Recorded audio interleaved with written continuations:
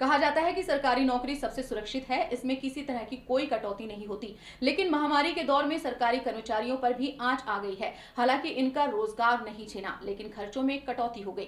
मोदी सरकार ने विभाग और मंत्रालय, ओवरटाइम भत्ता और रिवॉर्ड्स जैसे खर्चों में 20% की कटौती करने का आदेश दिया है। महामारी के दौर में लोगों को कई मुश्किलों का सामना करना पड़ रहा है। जहां एक तरफ लोगों के रोजगार छीने हैं तो दूसरी तरफ कई लोगों की सैलरी कटी है। खासकर प्राइवेट सेक्टर के लोगों को सैलरी की वजह से भारी मुश्किलों का सामना करना पड़ रहा है। लेकिन अब तो कॉस्ट कटिंग की आंच केंद्रीय कर्मचारियों तक पहुंच गई है। दरअसल केंद्र सरकार ने खर्च पर अंकुश लगाने का आदेश दिया है। ये आदेश केंद्र सरकार के कर्मचारियों के ओवरटाइम भत्ते जैसी कई चीजों को प्रभावित करेगा। जाहिर तौर पर यह आदेश महामारी के खिलाफ लड़ाई में बढ़ते खर्चों को पूरा करने के लिए है।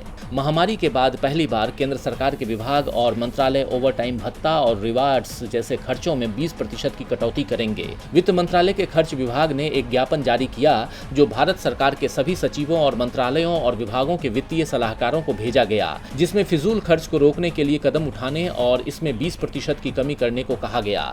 जिन चीजों पर कटौती की गई है उनमें घरेलू यात्रा, विदेश यात्रा खर्च, ऑफिस खर्च, किराए, रेट्स और टैक्स, रॉयल्टी, प्रकाशन और अन्य प्रशासनिक खर्चे शामिल हैं। वहीं इस मसले पर एक वरिष्ठ अधिकारी ने कहा कि इन कटौती का आदेश देने के पीछे एक तर्क है और ये कटौती करने का एक सही समय है, क्योंकि सिस्टम 100% क्षमता पर काम नहीं कर रहे हैं।